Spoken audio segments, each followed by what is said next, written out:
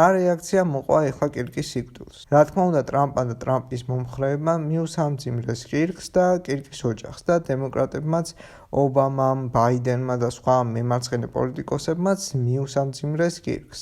ეს რა თქმა უნდა არ ეხება რადიკალ მემარჯვენე მემარცხენე ხალხს. რა თქმა უნდა, რადიკალურად გაწყობილმა მემარცხენეებმა იზეიმეს კირკის სიკვდილი და რადიკალურად მემარჯვენეებმა ყველაფერი მემარცხენეებს დააბრალეს.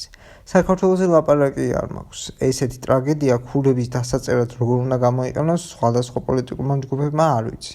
აქვე ვიტყვი, რომ არ არის ნორმალური, რომ სხვადასხვა აზრის გამო ხალხს მკვლელობით რომ ემუქრებიან და ისიც არ არის სწორი, რომ იდეოლოგიის მიმდევრებს რომ აბრალებენ ჩარლი კირკის მკვლელობას.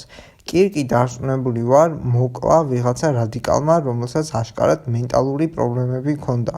იმაზე საერთოდ არ ვლაპარაკობ, რომ როგორც რესპუბლიკელებზე იყო უამრავი თავდასხმა და უამრავი რესპუბლიკელი ემსხვერპლა რადიკალ მემარცხენეებს, ასევე დემოკრატებსაც იყო ათასობით თავდასხმა და ისინიც არიან რადიკალი მემარჯვენეების მსხვერპლები.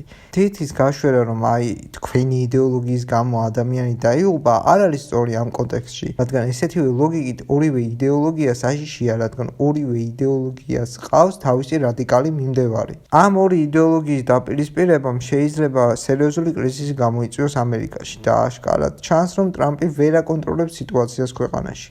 ტრამპმა ვერც საგარეო პოლიტიკაში ვერ შეცვალა ვერაფერი და ვერც შიდა პოლიტიკაში.